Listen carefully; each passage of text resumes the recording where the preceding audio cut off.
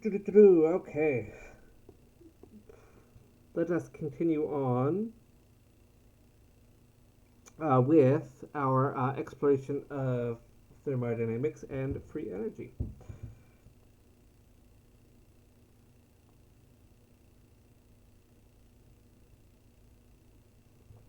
So, just to kind of recap, I suppose, uh, we know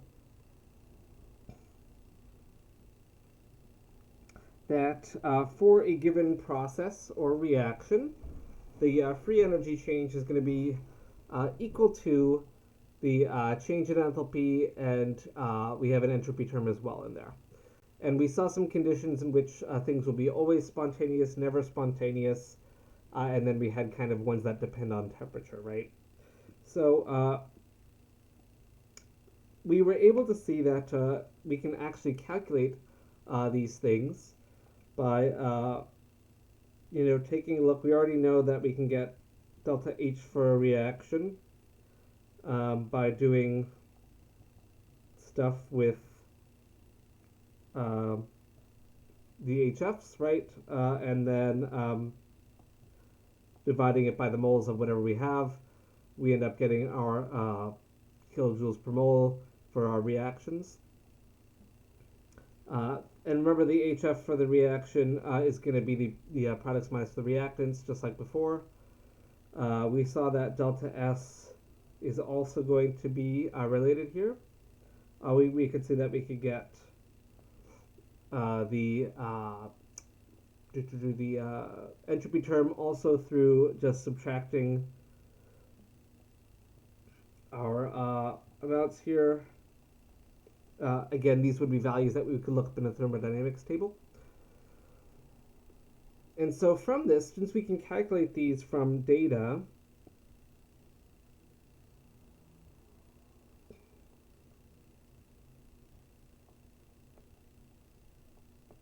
or from published values rather,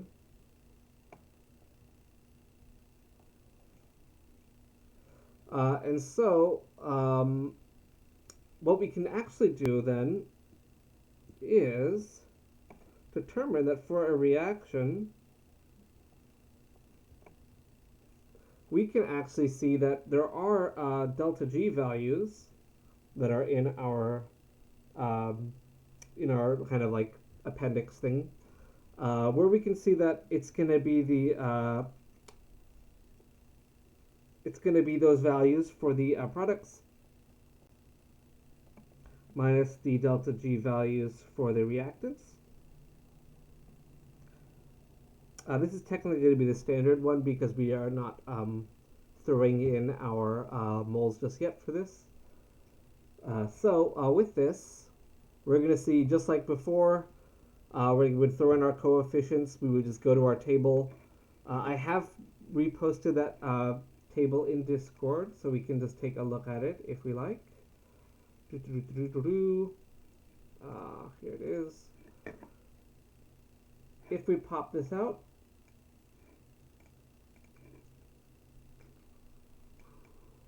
okay, let's see if we can make this visible. No, I don't want that one. Let me change windows. We have our table here. Just like before, we can see that we're going to have the standard delta H values, the S values, and then we're going to have the standard delta G values. So we can get these all for any of these substances. And so we could do the same thing that we could do with entropy or enthalpy. Now we can do it for free energy as well. So all of these, we see that if things are in their standard states, just like with the entropy or enthalpy, standard state things will be 0 for their value of the delta G. But remember, delta S is never going to be 0, and S is always going to be positive.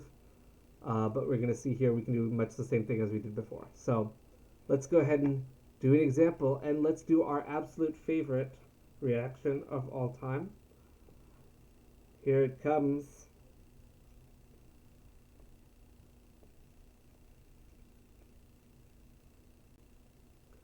Here it comes, our favorite. We've seen that this is a spontaneous process at a high enough temperature, or it's actually spontaneous, but we need a catalyst to make it work.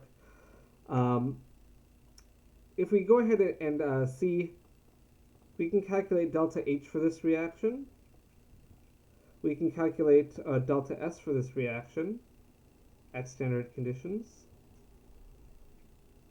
And then we can also calculate delta G and see if it works out as well using our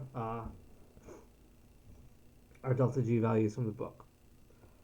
And we can compare it with what we get from that equation that we've tried out. So if we go ahead and want to do delta H for this reaction, we know that it's just going to be that, right? It would just be the heat of formation for ammonia times 2. We know that nitrogen and hydrogen would just be 0 because they're in standard states. So we don't have to worry about those. So we can just figure out that. If we want to figure out what the change in entropy is, that would be 2 times the S value for NH3 minus 3 times the S for hydrogen plus the S for nitrogen. Technically, these can be deltas, doesn't really matter. They would still need to be standard though. And then we're going to see that for delta G for our reaction, we would see it should be this. But let's also verify if it is equal to this at 298K. Let's see what we would get both ways. So if we look up ammonia for our delta H, we can go down to nitrogen here. Nitrogen. Ammonia gas has a delta H of negative 46.2.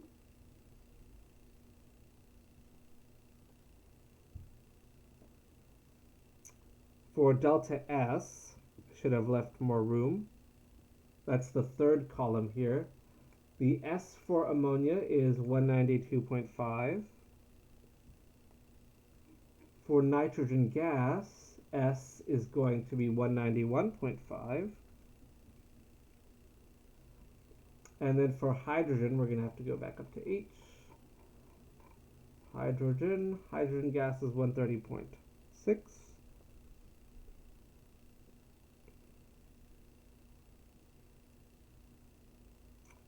Alrighty, and so, and if we look up delta G for ammonia, which I guess we should have done back here, ammonia's delta G value is going to be negative 16.7. So let's see if all this stuff works out. And ideally it should, but I am making this problem up, and as we know, when I do that, it tends to have problems, but we'll see. So let's go ahead and figure out what these are going to be. So delta H is going to be our easiest calculation here, which is going to be what, negative 92.4 kilojoules per mole. If we calculate the delta S for the reaction, I'm going to just move that down here.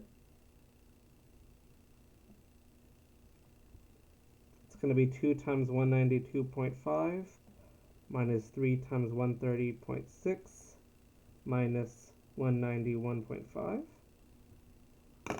Let's go ahead and do that. All right, 2 times 192.5 minus 3 times 130.6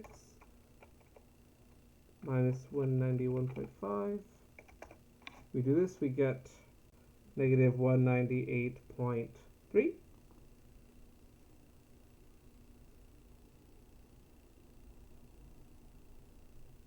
Awesome. Is this going to be joules? Let's see. Yes, so very important distinction, Kevin. So indeed here, this is kilojoules per mole. For the S, it's just joules per mole Kelvin.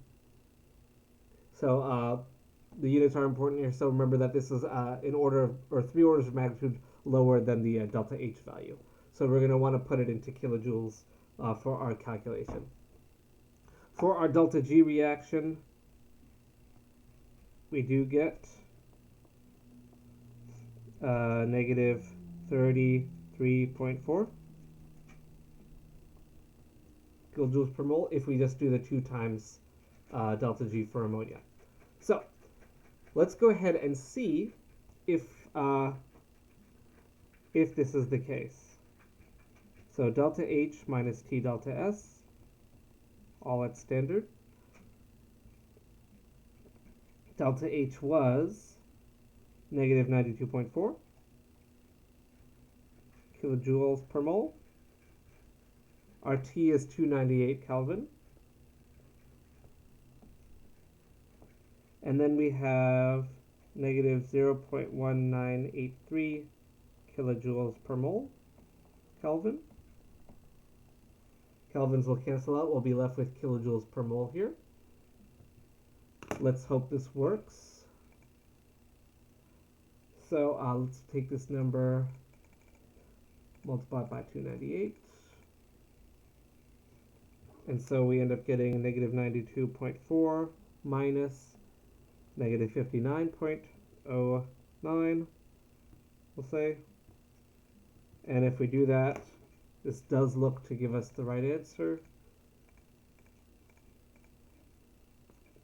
Oops. Oh, goodness. Okay, let me try that again. 92.4 plus 59.09. There we go. And indeed, we get negative 33.3 kilojoules per mole. So we see that this relationship is indeed valid. So we can do it either way. We can calculate the delta H and the delta S and then plug them into this formula. Remember, standard conditions puts you at 298 Kelvin. So we can get it through calculation using this equation, or we can just get it through its standard conditions like we did with the just with delta H or with delta S. So we end up getting this. We know that this is a spontaneous reaction. We put these things in there and they will make ammonia. Remember that just because it's spontaneous does not mean it's fast. And so if we want this to happen at any sort of reasonable rate, we typically will up the temperature a little bit and throw in a catalyst to get things moving a little bit. Although this is a spontaneous process. Alrighty. So we can see we can do it either way here. Irene. Any questions on that one?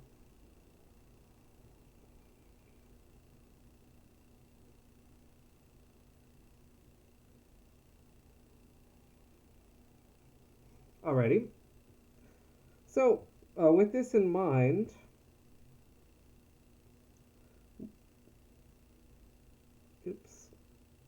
we're going to see that we can adjust for non-standard conditions. Usually this is a temperature or pressure change. Remember, standard conditions will be 1 atmosphere, 0 degrees, no, 25 degrees, and then, or 1 molar solution. So if we want to do chemistry at any of these other, at anything besides these, we're going to have to adjust our delta G. So remember, if it has that little symbol in there, that means it's at standard conditions. If it does not, we're going to see that that will be non-standard conditions. So anything besides these three, we would need to adjust our delta G for. And we remember that delta G is kind of a measure of equilibrium, right? We can take a look at a delta G value, and it will tell us if it's spontaneous in the forward or reverse directions. And if we know how equilibrium works, we know that if equilibrium is got a Q that is too big, it'll shift backwards, so it'll be spontaneous in the reverse direction. So that means delta G would be positive. And if Q is less than 1, we have, uh, I'm sorry, Q is less than 1, that's too many products. We're going to shift backwards. Q is greater than 1. Wait. No. I had it right. If Q is less than 1, that's too many reactants. So we're going to shift forward. So we're going to have a negative delta G. And we see that we can adjust our delta G by throwing in the Q term into this. We're going to see that we can adjust standard conditions delta G into regular delta G to just evaluate a reaction at any given conditions by throwing in the Q term back into this.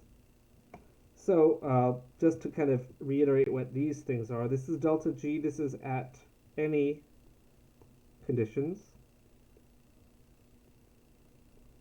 This is at standard conditions. Remember, standard conditions we can calculate from our table by just subtracting the products from the reactants. Sorry, reverse of that. Subtract the reactants from the products. And then these would be the adjustments we would make. So the R, of course, would be our universal gas constant. We would probably want it in units of joules, so that we would end up with free energy values that would also be in joules instead of liters times atmospheres. Q is the reaction coefficient. And then, of course, T would be the temperature. So if it's a gas reaction, remember this would be Q, potentially QP. If it's a solution reaction, it would be QC. And so it'll work for any of these things. So if we go ahead and say, you know, there's some stuff in the book about this that's a good problem, I think. We can use this. Yes. Alright, so if we go ahead and throw this into, let's say, 500 degrees Celsius. Let's take our ammonia reaction. Let's see what's going to happen here.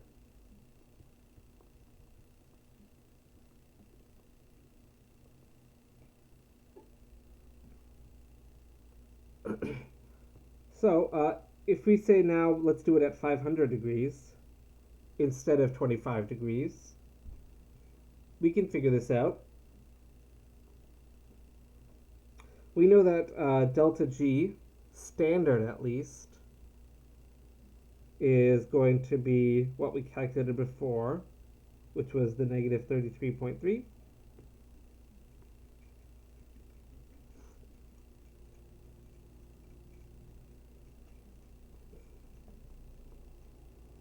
And so if we want to evaluate this, we would want to throw in some conditions to see what's going to happen. So let's go ahead and say, what do we want to do for our Q here? Let's say that we have 1 atmosphere of each gas.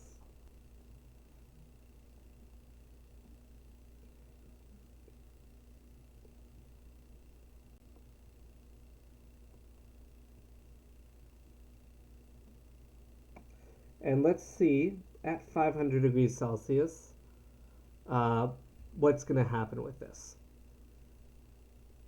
So if we want to take a look at our reaction, we can do that. Q, let's see, actually let's not do 1 atmosphere, that's going to be kind of silly.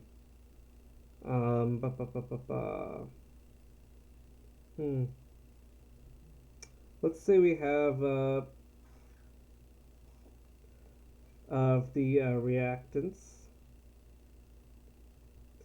and half an atmosphere of the ammonia, just so it's not so obvious to us.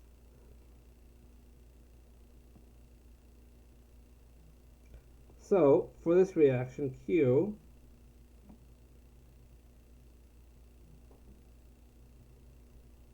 would be the ammonia squared hydrogen cubed, and the nitrogen. This will be QP, since we're using pressures here, but it doesn't matter, we can use either one. If we do this,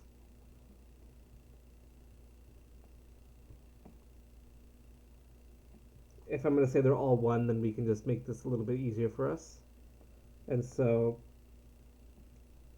we end up with Q is 0.25. If Q is 0.25, equilibrium-wise, what does this tell us? We can already see here Q is less than 1.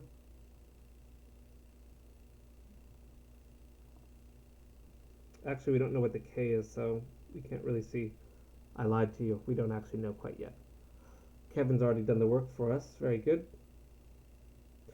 So if we go ahead and do this, the delta G for this reaction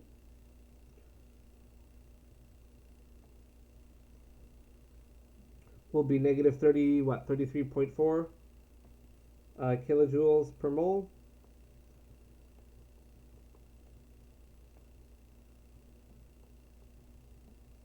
.500 Kelvin will be 773, or 500 Celsius is 773 Kelvin, times the ln of 0.25. And apparently, according to Kevin, if we do all this stuff, we get negative 31.7 kilojoules per mole. At these reaction conditions, we do expect that this will still proceed forward. So at 500 degrees, we're still going to see that it's going to keep going forward with these amounts of gas that we have. And so, what does that tell us in relation to our equilibrium? If this means that this is spontaneous in the forward direction,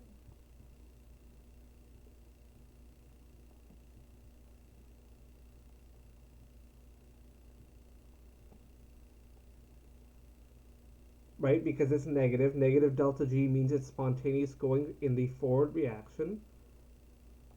That tells us that Q must be less than K.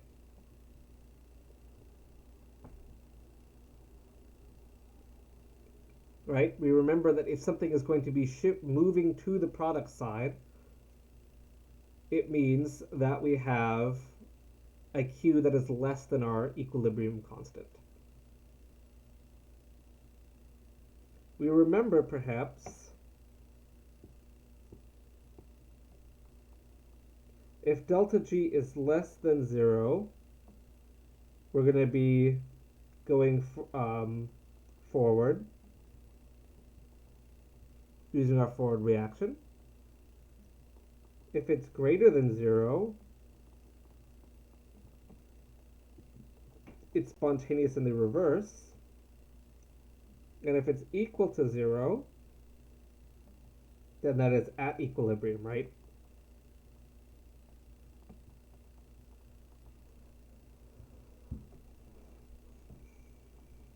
And if we remember, that means Q is less than K, Q is greater than K, or Q is equal to K.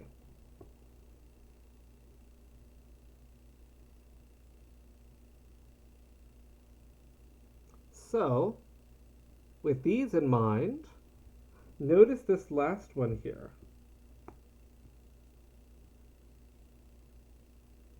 At equilibrium, we have a delta G of 0. At equilibrium, we have Q is also equal to K. So, if we see that we have delta G equals standard delta G, we can do some substitution. When delta G is 0, we can substitute K in for our reaction quotient. And therefore, we can see that standard delta G can be related to our equilibrium constant. And this is going to be a very, very, very important reaction or equation here. Remember, so this is the equilibrium constant.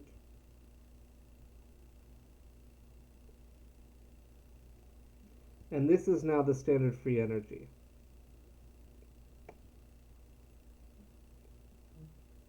Again, relating with R and T here.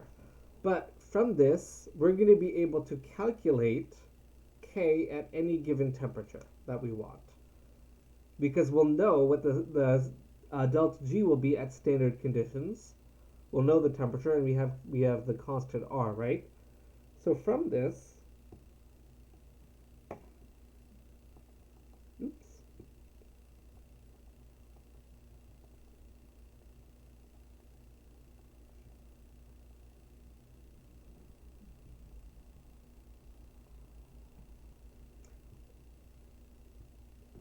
we can calculate our equilibrium at any temperature that we want. And so this is a very, very valuable equation for that purpose, because this is going to tell us, at what temperature, does this particular thing become product favorable or reactant favorable, or if we wanted to establish a certain equilibrium, what reaction do we need to run this temperature at? And so all of these things will be kind of consolidated in this one equation. So very useful. And so again here, if we really wanted, we could see that we can relate our standards here also to our equilibrium constant. So we can use this as well. So we're going to have a whole bunch of stuff we can do. So we can calculate, basically from all this stuff, we can relate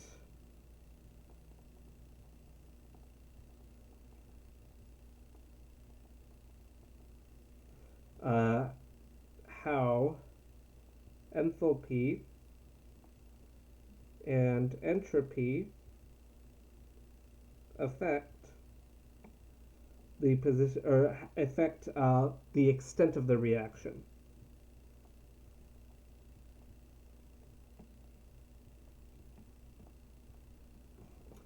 And so super useful stuff here.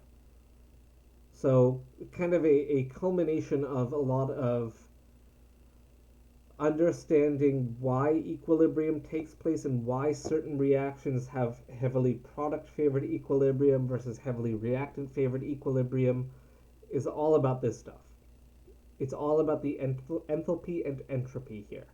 So very useful equation, industrially speaking, for us.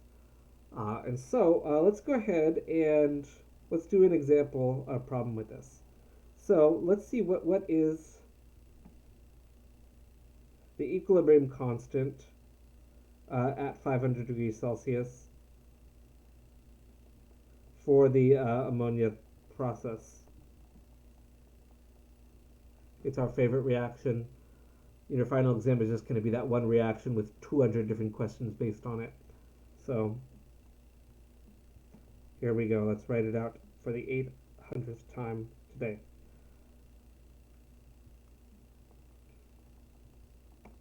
We saw that delta G standard for this, we calculated. We saw what would happen if we had 1 mole of each of the reactants, half a mole of the products.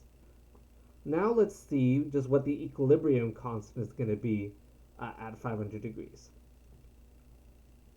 So if delta G standard equals negative RT ln K,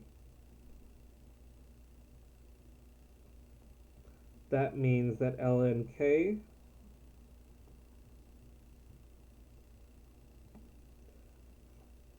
is related in that manner. And so our equilibrium constant would just be the exponential form of this equation. So we would have our delta G value, our gas constant, and the temperature.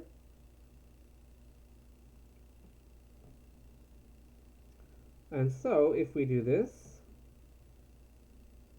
we're going to get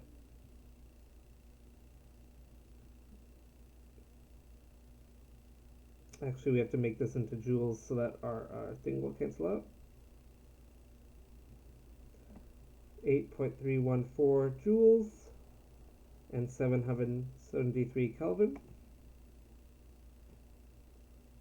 If we do this, let's just see what this is going to be. E to the 33,400 divided by 8.314 divided by 773.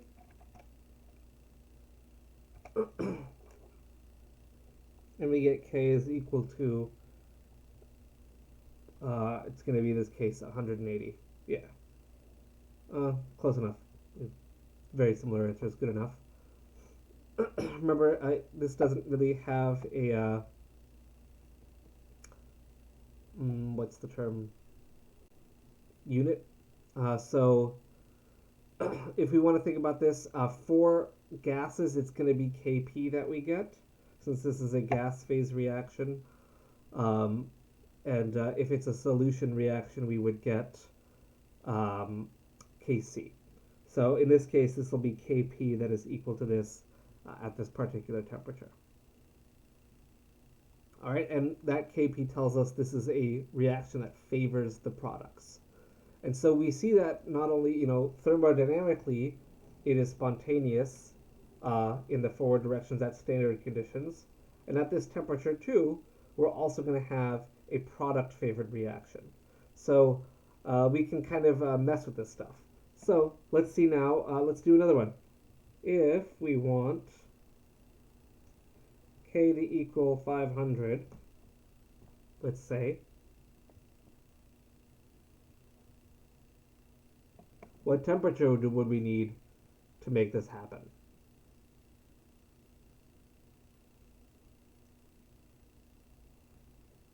Well, we can do that. So if we take our equation again, we can solve this for temperature.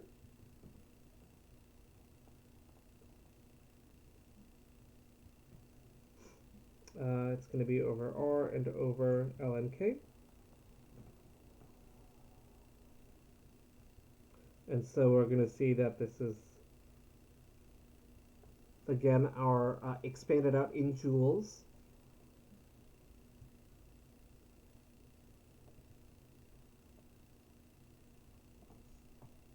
Throw in the natural log of 500 there. Let's hope this works out. 33,400 divided by 8.314 divided by natural log of 500.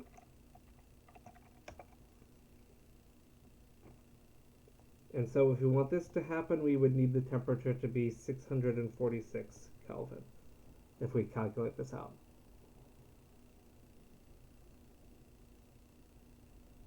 And so if our goal was to have an equilibrium that was established in this manner, perhaps the temperature we would like to run this at would be about 650 Kelvin. So very, very powerful reaction here. It's going to really determine, it's going to really show kind of the driving forces behind why a lot of these reactions go particularly in one direction or not. And so, good stuff. Let's see, what else can we do? Let's see, at one temperature,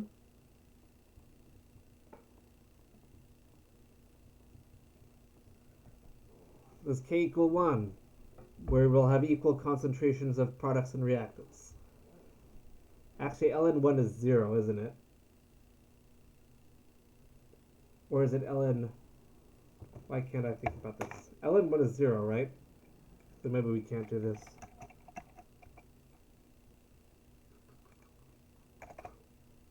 It is 0. Okay, so never mind, we can't do that. So I lied. This problem doesn't exist. So we won't worry about that because at least with this equation we can't do that. So let's see. I think there's some more in our book we can work with. Hi, Miss Jersey. Let's see. We've already done all sorts of ones with this. Oh, here's a good one. Let's use this to Let's use delta G to kind of predict some other processes that are happening. So we can predict the equilibrium constant. We can predict the temperature. We can predict other things.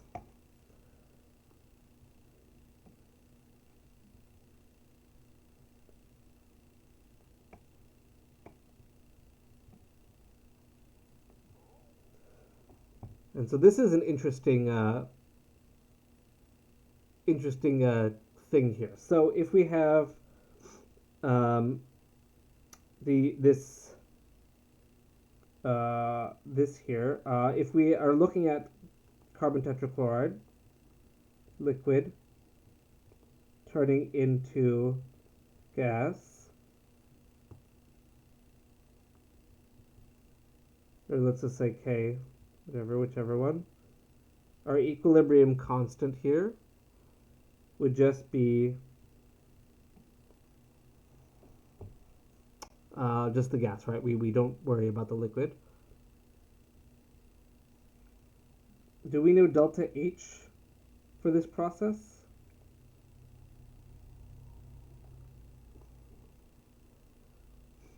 Indeed we do. We can calculate it. We can use heats of formation, or we can just look up its heat of vaporization, right? Heat of vaporization is the same thing for this process. Let's see.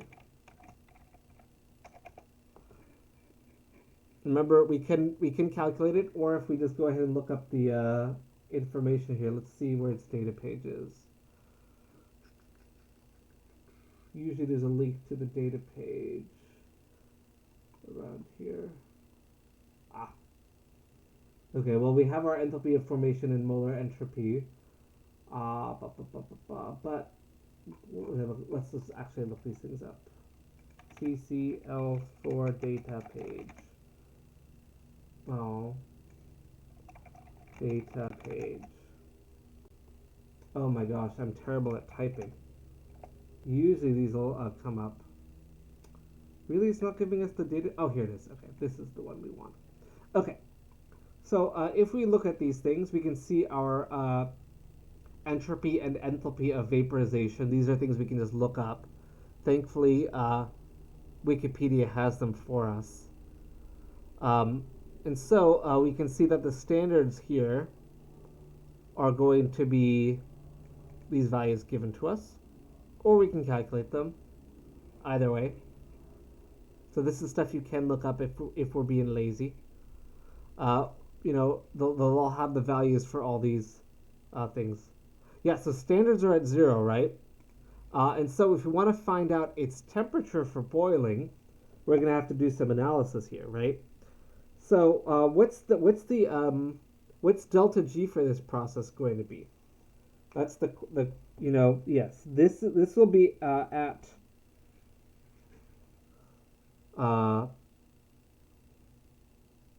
25 degrees, right? So if we want to figure it out at a different temperature, we're going to want to say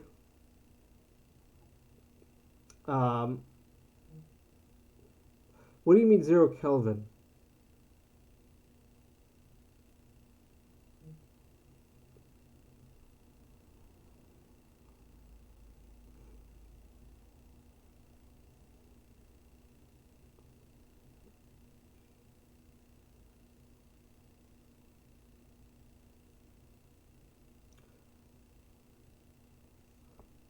Okay. Never mind. Yeah, then we're good. We're good. Okay, sorry. I guess I had read that just late. We're gonna see for these ones.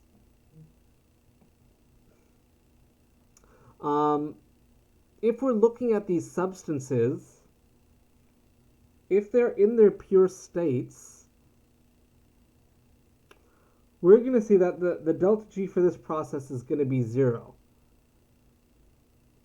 The reason for that is at 0 at 25 degrees Celsius, we're expecting it to be the liquid, right? We're going to have it in this liquid state. And so we're going to see that for this process, at 25 degrees Celsius, at standard conditions, it's going to be its pure liquid state. And so we're not going to have any delta G change for this at 25 degrees at our standard conditions. But we're going to see that we can go ahead and work with this. Remember that this will be equal to delta H minus T delta S.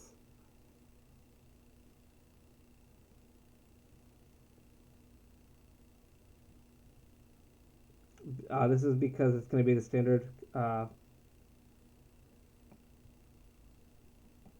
state at this temperature. So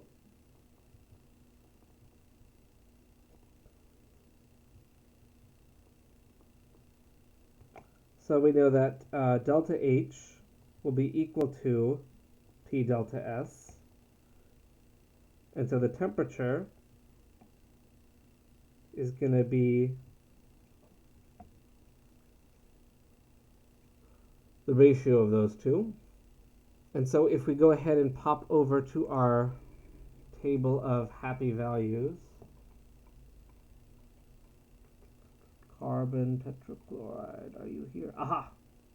So we're going to see if we take a look at these, we have our S values, we have our H values. For this process, because we're dealing with pure, just pure things, again, the delta G for this process is going to be 0, because we're looking at an equilibrium between the two.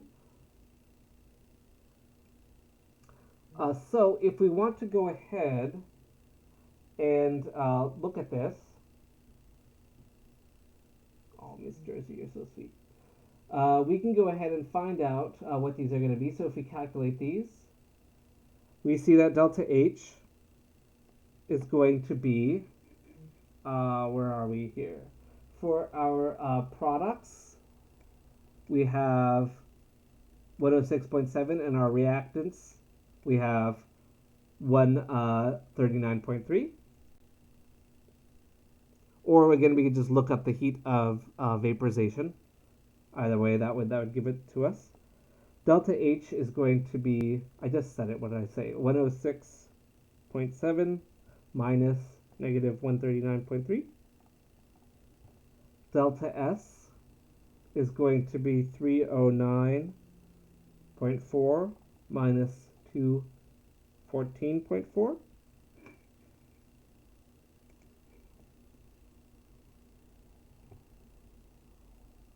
And so for this, Kevin, what do we get as our calculation here? Something positive over something positive, which is always a good sign. Notice that we have the wrong units also, so these will be kilojoules on top and we'll have joules on the bottom. So just again, make sure that you're paying attention to that. This is kilojoules, this is joules that we're going to deal with. Negative 106, oh my goodness, why can't I type? 106.7 minus 139.3. We get 32,600 joules over. Awesome, Kevin has an answer for us. 309.4 minus 214.4 over 95, which apparently when we do this, we get 343 Kelvin.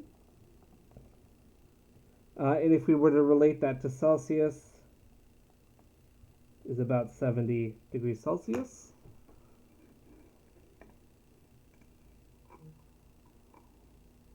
So if we go to that original page we had, let's look up its boiling point. And let's hope we get something close. All right, and so if we go ahead and look at its boiling point, we see that it is about 76. So our estimate is pretty close for this. So assuming that the delta G is going to be just 0 for this, we're going to see that we do get a value that is close to what is expected. So it's reasonably close, right? So with nothing else, we've just predicted that this molecule should evaporate around 70 degrees Celsius, and experimentally it's found to be 76 is its boiling point. So that's what we're looking at here. Just one thing to note, that delta G will always be a 0 for uh, phase changes.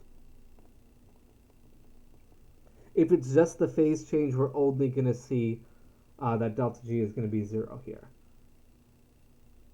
Because things are going to be in their kind of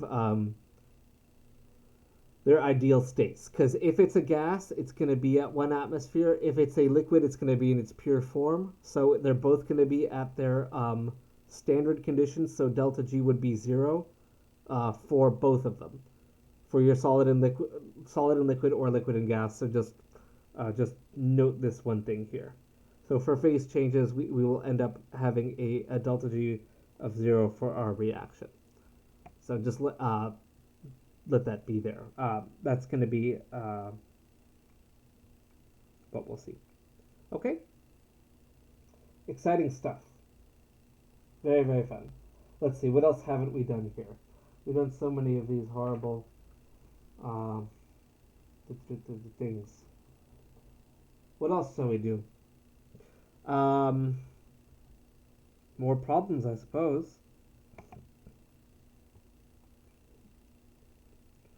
Alrighty, let's see. What do we want to do here? How about let's determine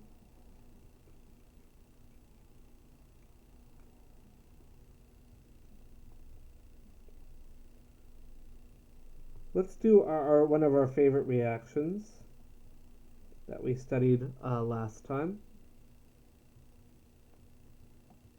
I hope the thermodynamic data for CLO is here. It is not. So let's see. Let me look it up for us. We're looking up chlorine monoxide. Do we have any? Okay, I do have a delta H for us, but I don't have a delta S. Okay, not this reaction then. So we have to choose ones that that work with our things here. Let's do what reaction shall we do?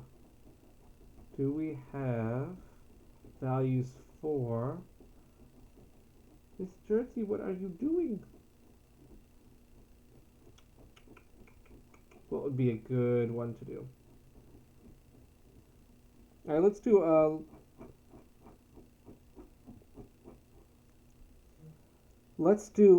just the oxidation of carbon monoxide to carbon dioxide. Let's just do this one. And let's say it's at 150 degrees Celsius.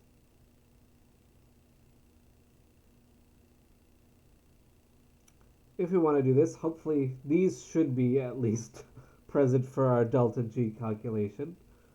So remember, for this we're going to want to use delta G standard, where K is equal to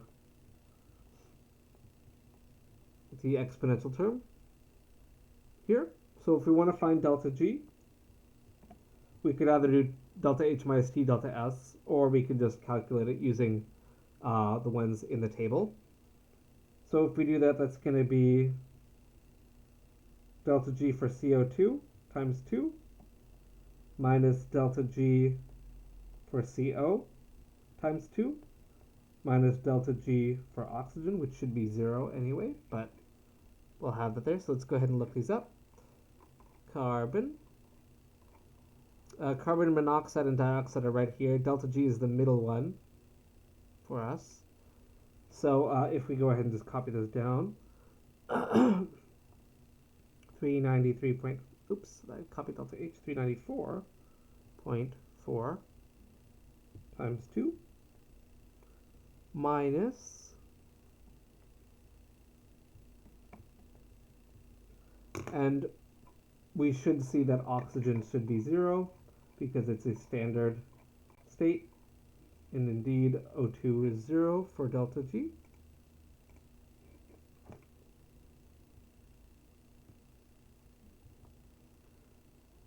And so definitely we're going to see we have a largely negative delta G here, which is what we would expect because we know carbon dioxide is the more kind of stable form. Oops. Kevin, what do we get here? 800 minus something 600 and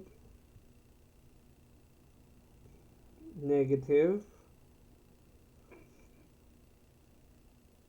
Awesome. 514. I don't know how to do math. Kilojoules per mole. So strongly favorable reaction. Very, very spontaneous in the forward direction here. This reaction wants to happen.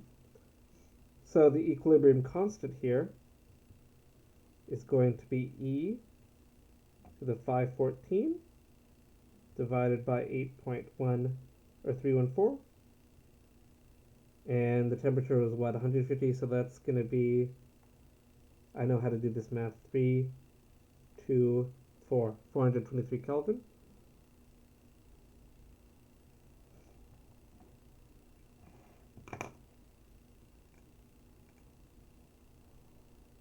So E to the 514.4 divided by 8.314 divided by 423.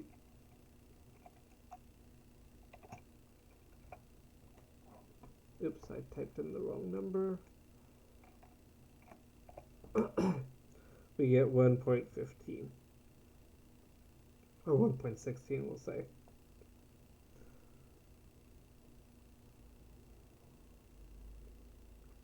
Alright, so at this temperature, we will still favor our products ever so slightly. Notice that what would we expect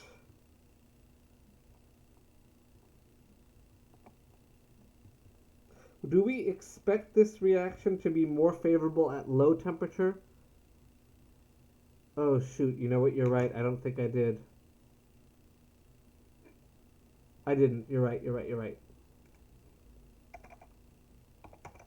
So we should get something much bigger. Okay, yeah, okay, thank you. I was thinking like this should be much more favorable. Okay, thank you, Kevin. So 3.34 times 10 to the 63rd power. Isn't it positive?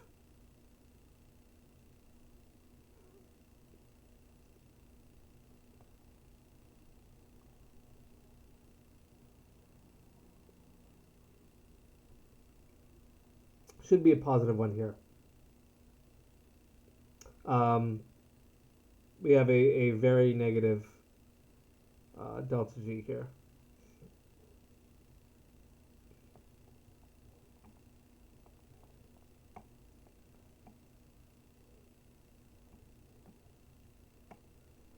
And so this reaction we're going to expect is going to be pretty much entirely not even an equilibrium. It's just going to be okay, cool.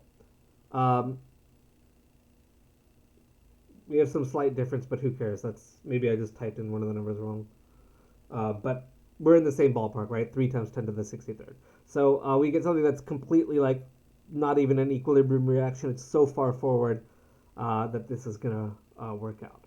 So if we're just looking at this reaction, do we expect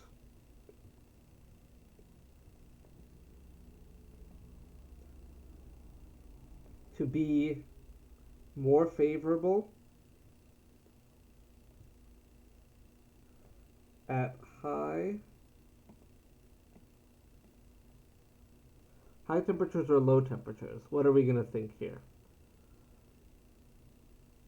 If we want to look at this, we know we want delta G to be less than 0, right? So we want delta H minus T delta S to be less than 0. This is a combustion reaction. We already know delta H is going to be some negative quantity. We're predicting delta S should be, for this process, should be positive, right? Or sorry, it should be negative, right? Low temperatures that... Oh, yeah. So, for sure. Delta S, I'm sorry, will be negative. We're expecting the entropy to go down because we're producing fewer moles of gas, right? We know this is exothermic because combustion.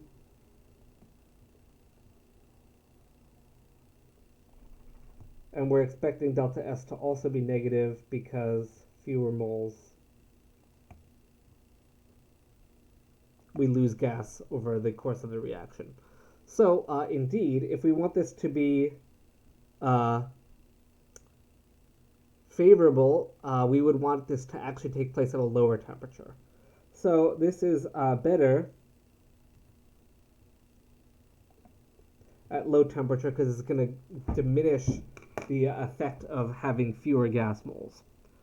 And so that's why your catalytic converter is kind of towards the end of your exhaust system, where the gas will have as much time to cool down, because you want your gases to be able to convert fully. You don't want to be producing carbon monoxide in your car.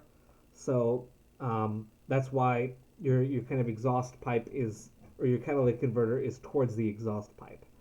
And same thing for all those other NOx and SOx products, creating those sulfur dioxides and trioxides and all that. Those are all going to be similar reactions like this. So we're going to see that those will be more efficient, more likely to happen to a greater extent at lower temperatures. So, quite a bit of stuff we've done today with this. We're going to continue this tomorrow. We'll do a few more examples. Maybe we'll do some like kind of practice homework problems. And then we'll continue on. So, all right. Thermodynamics is very fun, isn't it? It's nice and conceptual. So we'll keep working on this. So okay, I have, I think, 5 more exams to grade. I have the honors exams and then like 3 more people from the regular section. So I'll get those by the end of today. The average is pretty low. I've noticed a lot of people did a strong acid, strong base titration for number 3 if they chose to do that. That was kind of the most common mistake. And then also on the first problem, when you're ranking the compounds from like acidic, most acidic to most basic, a lot of people just looked at Ka values, but 3 of those could act as bases. And so you would see that for a couple of those, they are much stronger bases than they are acids, so they're going to be acting as bases there. So that was something that I noticed a lot while grading these. And so, of course, there's going to be some adjustment as necessary. I think so far the highest grade is 80 or so. Tough exam, it seems. So don't worry, there will be some adjustments, so don't be crying quite yet. So we'll see. So later today we'll have the rest of those graded, and then it'll be fun stuff. So cool. How amusing. So Kevin, it blocked your message because the word stupid was there. Oh no. Oh no. Well, we'll see that when I grade it. So, aha, I got something Kevin didn't for once. Oh, I guess Kevin did find an error on the key anyway. Oh well. With that, I'll see you guys tomorrow. We'll continue on with our thermodynamics. So, alrighty. Take care, everyone. See you tomorrow.